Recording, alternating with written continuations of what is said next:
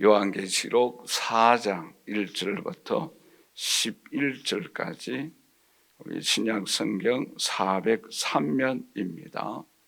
제가 한 절 읽고 여러분들이 한 절 읽고 하여서 우리 교독하도록 하겠습니다. 이 일 후에 내가 보니 하늘에 열린 문이 있는데 내가 들은 바 처음에 내게 말하던 나팔 소리 같은 그 음성이 이르되 이리로 올라오라. 이후에 마땅히 일어날 일들을 내가 네게 보이리라 하시더라.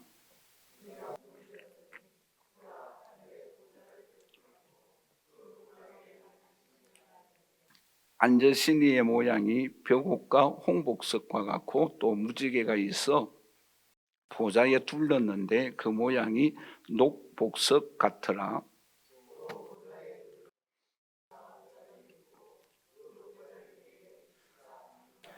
보좌로부터 번개와 음성과 우레 소리가 나고 보좌 앞에 큰 등불 7이 있으니 이는 하나님의 7 영이라.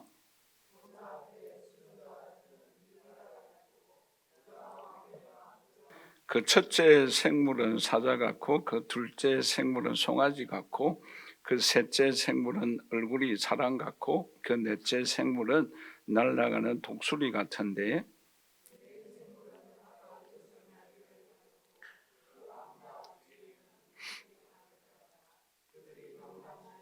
그 생물들이 보좌에 앉아서 세세토록 살아계시는 이에게 영광과 존귀와 감사를 돌릴 때에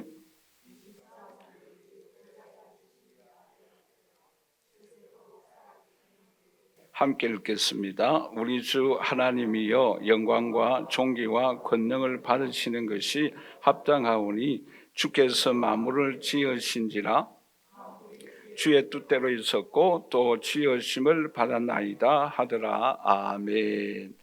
여러분 요한계시록에 보면은 자주 반복되는 말씀이 있지요. 그 가운데 오늘 여러 가지 반복되는 말씀들이 많이 나오지요. 보고 듣고 라는 말씀입니다. 본다라는 말씀이 요한계시록에서 45번 나오고 듣고라는 말씀은 26번이 나옵니다. 더 나아가서 보자라는 단어가 나오는데 최고로 많이 나오죠. 46번이나 나옵니다. 다음에 언제 한번 보좌에 대하여 말씀을 올려드리는 시간이 있을 거라고 생각하는데 보좌라고 하면은 크게 세 가지 중요한 의미가 있습니다. 하나는 왕권이에요.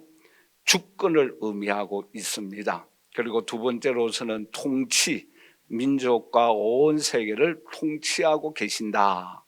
그리고 또 하나의 말씀은 영광을 의미하고 있습니다. 그 보좌라는 단어가 46번이나 나오고 또 이제 5장에 보시면 어린 양에 관하여서 27번이나 나옵니다. 근데 특별히 오늘 본 말씀에 보시면 4장에서 제일 많이 강조되는 말씀이 뭔가 하면은 본다라는 내용의 말씀입니다. 그러면 이 요한복음 4장에서 하나님께서 사도 요한에게 보여주시고 듣게 하여 주신 내용의 말씀이 뭔가? 크게 두 가지입니다. 그 두 가지가 뭔가? 먼저 하나님의 영광을 보여줍니다. 저는 이 4장, 5장을 자주 읽었는데 이번에 준비하면서 느낀 것이 정말 이 하나님의 영광, 예수의 영광이 너무나 엄청나다라는 사실을 느꼈어요. 그리고 또 하나 보여주는 것이 뭔가 하면은 예배의 영광입니다. 우리가 이 4장, 5장에서 예배의 영광이 어떠한가? 또한 우리가 예배를 수없이 드리고 있습니다마는 과연 이 예배의 감격에 오늘 우리가 참여하고 있는가? 네, 그런 생각을 많이 하게 됩니다. 그런데 여러분 보세요. 이 두 가지를 하나님께서 왜 이 요한에게 보여주십니까? 그것도 여러 가지 이유가 있습니다마는 하나는 이 하나님의 영광, 예배의 영광을 본 사람만이 하나님의 일들을 감당할 수가 있습니다. 하나님의 영광을 본 사람만이 소망을 가지고 이 땅에 살아갈 수가 있어요. 여러분, 하나님의 영광을 본 사람들만이 고난을 이길 수가 있습니다. 여러분, 지금 이 시대에 요한에게 왜 이 하나님의 영광과 예배의 영광을 보여주었겠어요? 이때는 도미티안 황제로 인하여서 수많은 초대교회 성도들이 짐승의 밥이 되어지고 순교의 현장이 되어지고, 또 사도 요한도 지금 유배 생활을 하고 있지 않습니까? 그 어려운 고난을 이길 수 있는 비결이 무엇이겠어요? 하나님의 영광을 본 사람이 이 고난을 이길 수가 있습니다. 여러분, 생각해 보세요. 사도 베드로도 고린도후서 12장 1절에서 2절에 이렇게 말씀을 하고 있죠. 무익 하나만 내가 부득불 사랑하노니 주의 환상과 계시를 말하리라.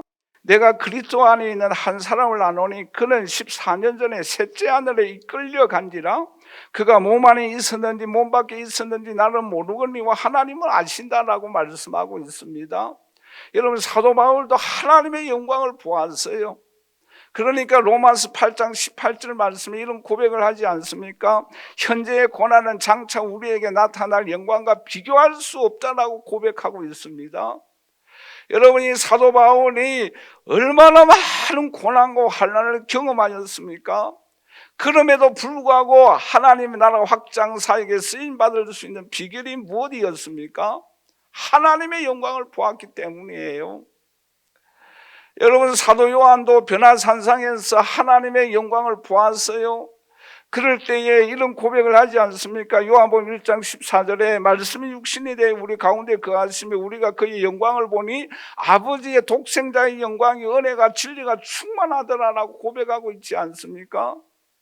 그런데 여러분, 놀라운 것은 이 사도 요한이 요한계시록에 하나님의 영광을 보고 예배의 영광을 보고 이 영광을 보고 난 이후에 어떤 모습으로 나타나는가 하면은 요한계시록 1장 11절 말씀해 보시면 내가 볼 때에 그의 발 앞에 엎드려져서 죽은 자 같이 되었다라고 말씀하고 있습니다.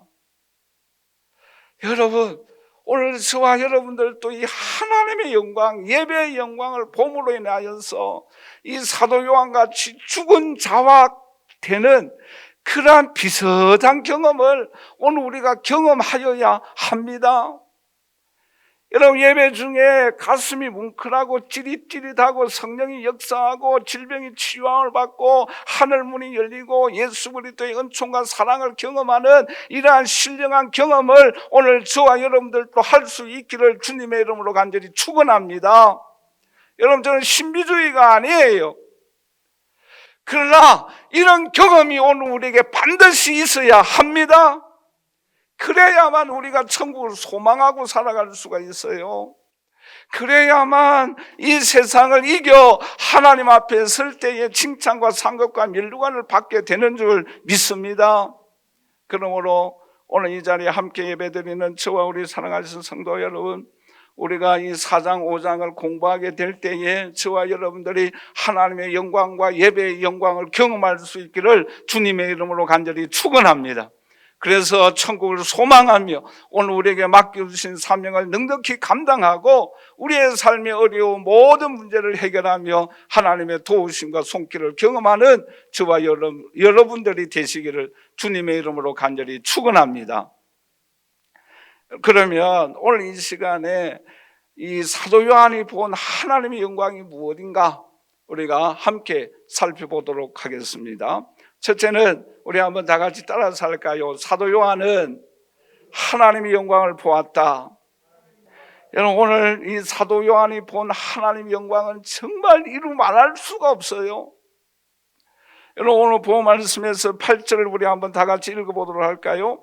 내 생물은 각각 6날개를 가졌고 그 안에 주위에는 눈들이 가득하고 그들이 밤낮 쉬지 않고 이르기를 거룩하다 거룩하다 거룩하다라고 3번이나 반복하고 있어요. 더 나아가서 6절 말씀을 보실까요? 보좌 앞에 수정과 같은 유리바다가 있고 보좌 가운데와 보좌 주위에 네 생물이 있다라고 말씀하고 있지 않습니까? 여러분, 천사들이 거룩하다, 거룩하다, 거룩하다라고 외치고 있어요. 더 나아가서 수정과 같은 맑은 유리 바다와 같아라고 말씀하고 있지 않습니까? 여러분, 이 말씀의 내용의 말씀은 요한계시록 22장 1절에도 이렇게 말씀을 하고 있죠. 천국의 모습을 말씀하고 있는데, 또 그가 수정같이 맑은 생명수 강을 내게 보이니라고 말씀하고 있습니다. 여러분, 더 나아가서 요한계시록 21장 23절과 24절에 이렇게 말씀을 하고 있죠. 그 성은 해와 달의 비침이 쓸데없으니 이는 하나님의 영광이 비치고 어린 양이 그 등불이 되심이라 만국이 그 빛 가운데로 돌아다니고 있다라고 말씀하고 있지 않습니까? 여러분, 한번 상상해 보세요. 하나님의 영광 너무나 거룩하기 때문에 천국에는 빛이 소용이 없어요. 왜요? 하나님이 빛이에요. 왜요? 성령님이 빛이에요. 저와 여러분들도 천국의 빛입니다. 여러분, 이 사실을 믿습니까? 왜요? 천국에는 완전하게 영화로운 몸이 되기 때문에 죄가 없어요. 여러분, 변화산상에서 예수님 변화될 때 어떤 모습이었어요? 마가복음 9장 3절에 그 옷이 광채가 나며 세상에서 빨리하는 자가 그렇게 희게 할 수 없을 만큼 매우 희어졌더라라고 말씀하고 있지 않습니까? 그게 거룩이에요. 그런데 여러분, 모세가 40일 동안 하나님과 대화를 하고 난 이후에 모세도 어떤 모습으로 나타났는가? 출애굽기 34장 29절에 이렇게 말씀을 하고 있죠. 우리 한번 다 같이 읽어보도록 할까요? 모세가 그 증거의 두 판을 모세의 손에 들고 시내산에서 내려올 때 모세는 자기가 여호와와 말하였으므로 말미암아 얼굴 피부에 뭐가 났더라? 광채가 났어요. 여러분, 하나님의 나라에 올라가면 하나님과 직접 만나는데 우리의 얼굴의 모습도 광채가 나지 않겠어요? 얼마나 영광스러운 모습이에요. 여러분, 주님도 하나님도 거룩하시고 광채가 나지만 오늘 저와 여러분들도 하나님 나라에 올라가면은 거룩하심으로 말미암아 광채가 날 줄 믿습니다. 그게 거룩하신 하나님이에요. 그래서 사도 바울은 그런 고백을 하지 않습니까? 내가 예수 그리스도를 본받는 것과 같이 너희들도 나를 본받으라 라는 거예요. 거룩한 삶을 살아가라 라고 말씀하고 있습니다. 오늘 저와 여러분들도 이 땅에 살아갈 때에 거룩한 삶을 살아가기를 힘쓰는 저와 여러분들이 되시기를 주님의 이름으로 간절히 축원합니다. 그뿐만 아니라 오늘 본문 말씀에 하나님은 어떤 분이십니까? 우리 한번 다 같이 따라서 할까요? 전능하신 하나님이시다. 여러분, 오늘 본문 말씀 8절을 다시 한번 보실까요? 같이 읽겠습니다.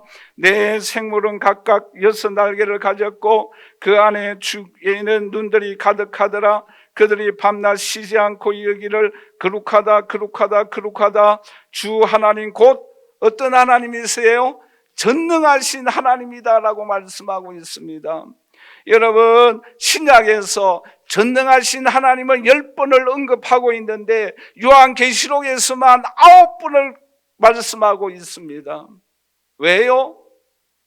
이 마지막 시대에 전능하신 하나님을 의지하고 경배하고 살아가라라고 내용에 말씀하고 있습니다. 여러분 보세요. 아브라함이 아이를 낳지 못하였어요. 자기의 힘으로 이스마엘을 낳았지 않습니까? 그럴 때 하나님께서 99세 때에 도저히 불가능한 상황일 때에 하나님이 나타나십니다. 여러분, 그럴 때에 어떤 하나님으로 나타나십니까? 창세기 17장 1절 말씀을 우리 한번 다 같이 읽어보도록 하겠습니다. 아브라함이 90세에 여호와께서 아브라함에게 나타나사 그에게 이르시되 나는 전능하신 하나님이라고 말씀하고 있습니다. 왜요? 아흔이기 때문에 더 이상 인간적인 능력으로 아이를 낳을 수가 없어요. 그러므로 하나님이 나타나실 때에 전능하신 하나님으로 나타나셨어요. 왜요? 불가능하기 때문에. 그런데 이 전능하신 하나님의 은총을 경험하고 100세 때에 이삭을 낳게 됩니다. 얼마나 기뻐하겠어요? 얼마나 감격스럽겠습니까? 그런데 하나님이 아브라함에게 이삭을 바치라라고 말씀합니다. 그런데 아브라함도 이삭도 얼마나 믿음이 좋습니까? 하나님 앞에 이삭을 바칩니다. 그럴 때에 하나님이 어떤 은혜를 베풀어 주십니까? 창세기 22장 14절 우리 한번 다 같이 읽어보도록 할까요? 아브라함이 그 땅 이름을 여호와 이레라 하였으므로 오늘날까지 사람들이 이르기를 여호와의 준비하리라 라고 말씀하고 있습니다. 여러분, 이삭을 드릴 때에 하나님은 어린 양을 준비하셨어요.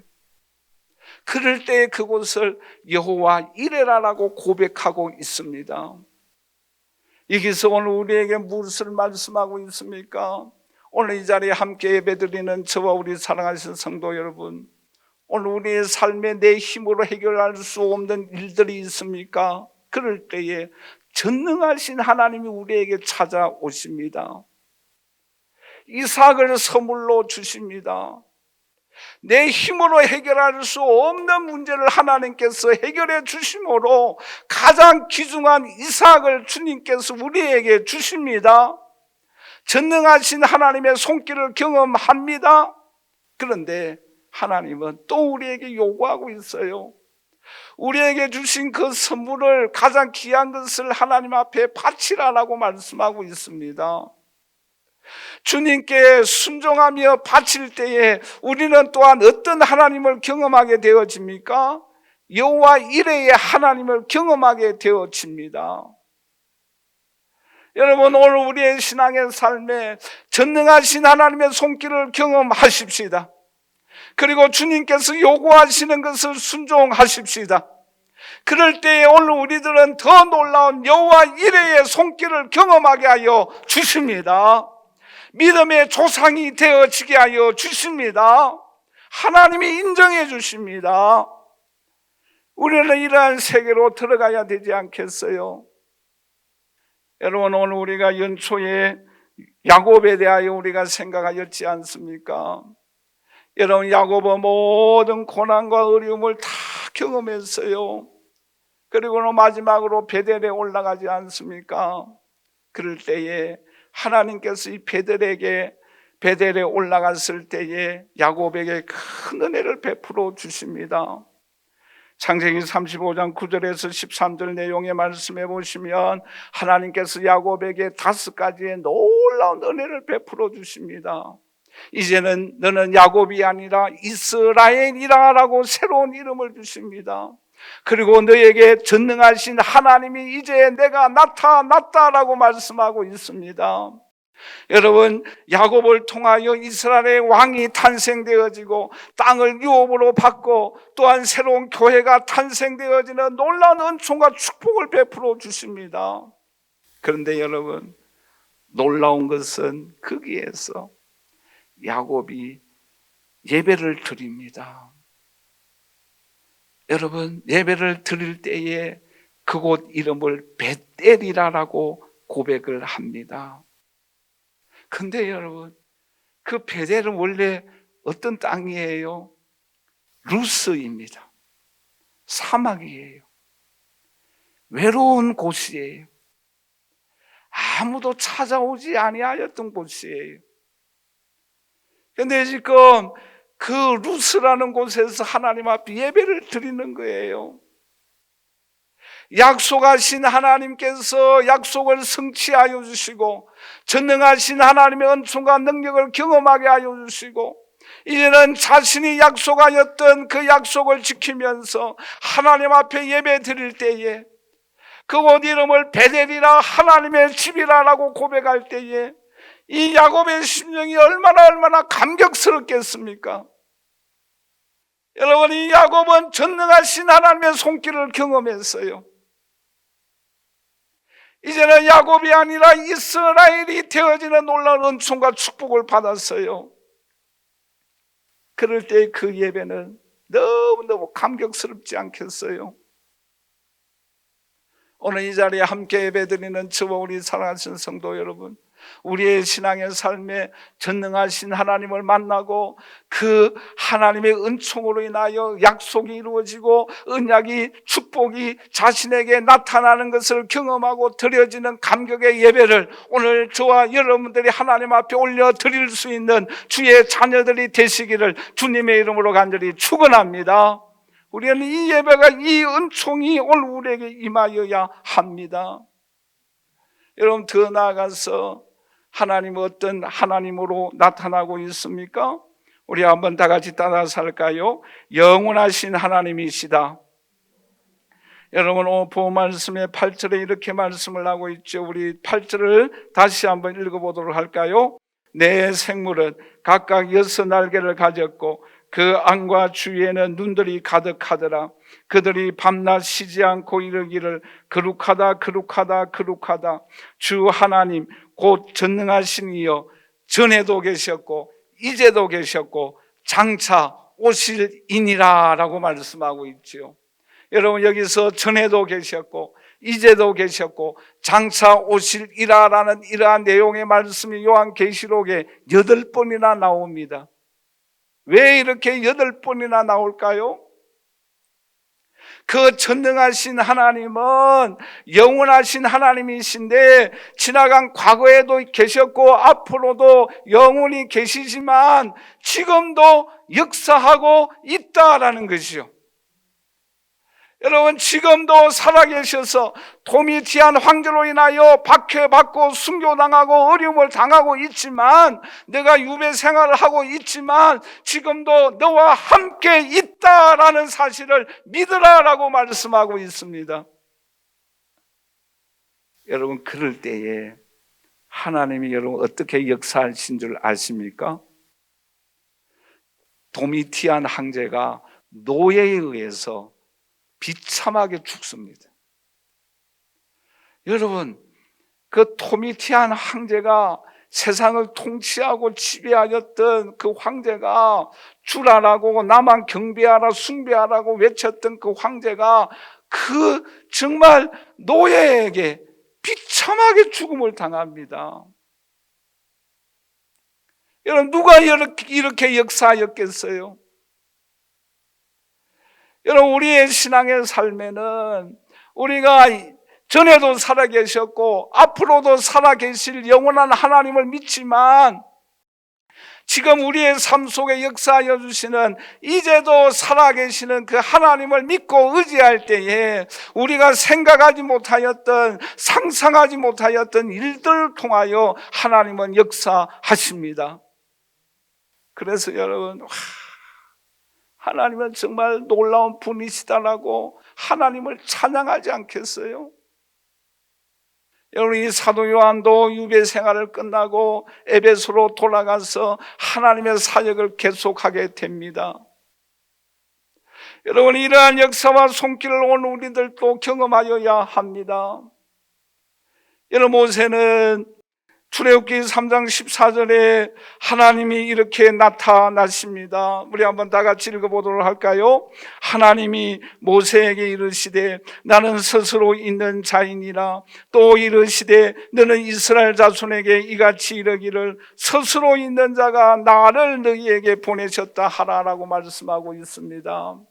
여러분, 모세가 이 하나님을 만나고 다시 애굽으로 나아가서 이스라엘 민족을 출애굽시키는데 지도자로 쓰임받지 않습니까? 왜요? 스스로 계신 하나님을 만났기 때문입니다. 여러분, 스스로 계시는 그 하나님이 외로운 광야에도 찾아오십니다. 찾아오셔서 내가 너와 함께하여 주시고 내가 너로 하여금 이스라엘 민족을 출애굽하도록 사명을 주시고 능력을 주십니다. 오늘 저와 여러분들도 하나님께서 모세에게 주셨던 그 지팡이, 아무 쓸모없는 그 지팡이이지만 그 지팡이를 가지고 하나님의 능력이 나타나는 도구로, 하나님의 사람으로 쓰임받는 저와 여러분들이 되시기를 주님의 이름으로 간절히 축원합니다. 그럼 더 나아가서 하나님은 어떤 분으로 나타나고 계십니까? 우리 한번 다 같이 따라서 할까요? 창조주이시다. 여러분, 오늘 본 말씀 10절과 11절에 이렇게 말씀을 하고 있습니다. 24장로들이 보좌에 앉으신 이 앞에 엎드려 세세토록 살아계시는 이에게 경배하고 자기의 관을 보좌 앞에 드리며 이르되 우리 주 하나님이여 영광과 존귀와 권능을 받으시는 것이 합당하오니 주께서 만물을 지으신지라. 만물이 주의 뜻대로 있었고 또 지으심을 받았다라고 말씀하고 있습니다. 여러분, 하나님은 창조주이십니다. 여러분, 이 세상을 통치하고 있습니다. 여러분, 왜 요한계시록에 보좌라는 단어가 이렇게 많이 나올까요? 그 시대의 사람들은 로마 황제가 이 세상을 다스리고 통치하고 주관하고 있다라는 사실을 믿도록, 황제만 의지하도록, 우상 숭배하도록 하였지 않습니까? 그러나 사도 요한을 통하여 하나님은 오늘 우리에게 주시는 메시지가 있어요. 하나님이 보좌에 앉으셨다. 하나님이 이 세상을 창조하셨다. 하나님이 이 세상을 통치하고 계신다. 하나님이 이 세상을 심판하신다. 모든 영광은 하나님께 있다. 이 사실을 지금 선포하고 있는 거예요. 사도 바울은 이런 고백을 하고 있지 않습니까? 로마서 11장 36절에 우리 한번 다 같이 읽어보도록 할까요? 모든 만물이 주에게서 나오고 주로 말미암고 주에게로 돌아갑니다. 그에게 영광이 세세에 있을지어다. 아멘. 왜요? 여러분, 바울도 하나님의 영광을 보았지 않습니까? 하나님의 영광을 보았기 때문에 모든 만물이 주에게서 나오고 창조되어졌고 주님으로 인하여 통치되어지고 있고 주님께로 돌아간다. 영광이 세세토록 하나님께 있다. 왜요? 하나님의 영광을 보았어요. 오늘 이 자리에 함께 예배드리는 저 우리 사랑하신 성도 여러분, 오늘 저와 여러분들이 우리가 요한계시록을 공부하고 있지 않습니까? 우리가 4장 5장을 공부할 때에 하나님의 영광, 예수 그리스도의 영광을 볼 수 있기를, 경험할 수 있기를 주님의 이름으로 간절히 축원합니다. 우리 이것이 너무너무 중요해요. 그런데 여러분, 이 하나님의 영광의 보좌 앞에 봉사하는 내 생물이 있습니다. 여러분, 그 내 생물의 모습의 특징은 어떠합니까? 우리가 오늘 본 말씀 6절부터 9절 말씀에 이렇게 말씀을 하고 있죠. 우리 한번 다 같이 읽어보도록 할까요? 보좌 앞에 수정과 같은 유리 바다가 있고 보좌 가운데와 보좌 주위에 네 생물이 있는데 앞뒤에 눈들이 가득하더라. 그 첫째 생물은 사자 같고 그 둘째 생물은 송아지 같고 그 셋째 생물은 얼굴이 사람 같고 그 넷째 생물은 날아가는 독수리 같고 그 네 생물은 각각 6 날개를 가졌고 라고 말씀을 하고 있죠. 그런데 여러분, 여기서 나타나는 네 생물은 네 가지 종류의 생물이 아니라 한 종류의 생물인데 이런 네 가지 특징을 가지고 있다라는 사실을 우리에게 말씀을 하고 있죠. 여러분, 이 부분이 굉장히 중요합니다. 그런데 네 가지 특징이 어떠합니까? 하나는 뭐예요? 사자 같아라고 말씀하고 있죠. 사자는 뭐예요? 힘이잖아요. 전능하신 하나님의 능력을 의미하고 있어요. 그리고 두 번째가 뭐예요? 송아지 같아라고 말씀하고 있죠. 송아지는 어떤 특징이 있어요? 섬김이에요. 희생이에요. 그리고 세 번째가 뭐예요? 사람 같아라고 말씀하고 있죠. 사람은 뭐예요? 지혜가 있습니다. 통치를 의미하고 있어요. 마지막으로 독수리입니다. 독수리는 어떠한 특징이 있습니까? 힘이 있잖아요. 높은 창공을 올라가는 비상하는 힘이 있어요. 이러한 네 가지 특징을 가지고 있는 한 종류의 생물을 의미하고 있습니다.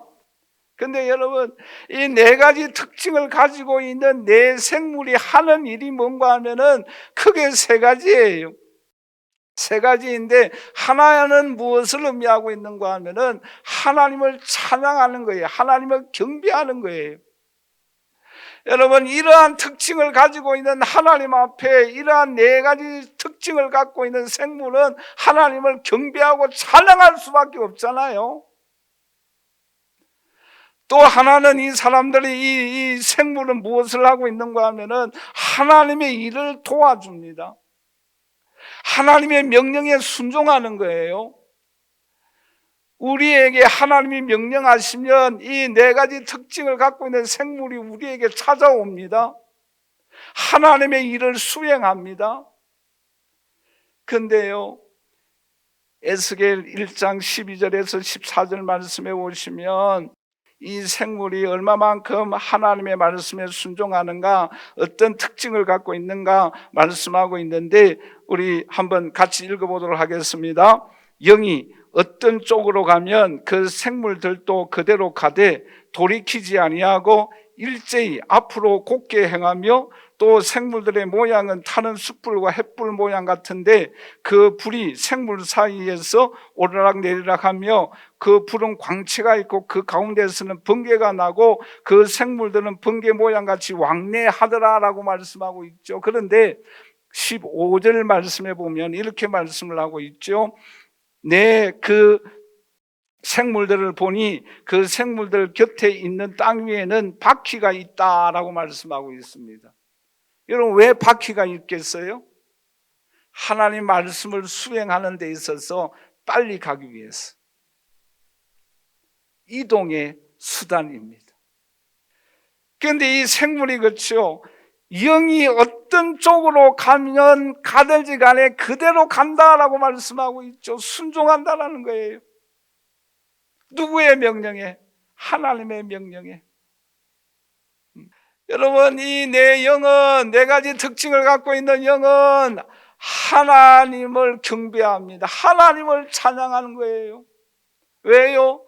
이 네 가지 하나님의 특징을 바라보았기 때문에, 하나님의 영광을 보았기 때문에 이 네 가지 특징을 갖고 있는 생물도 하나님을 찬양하는 거예요. 하나님을 경배할 수밖에 없지 않습니까? 네?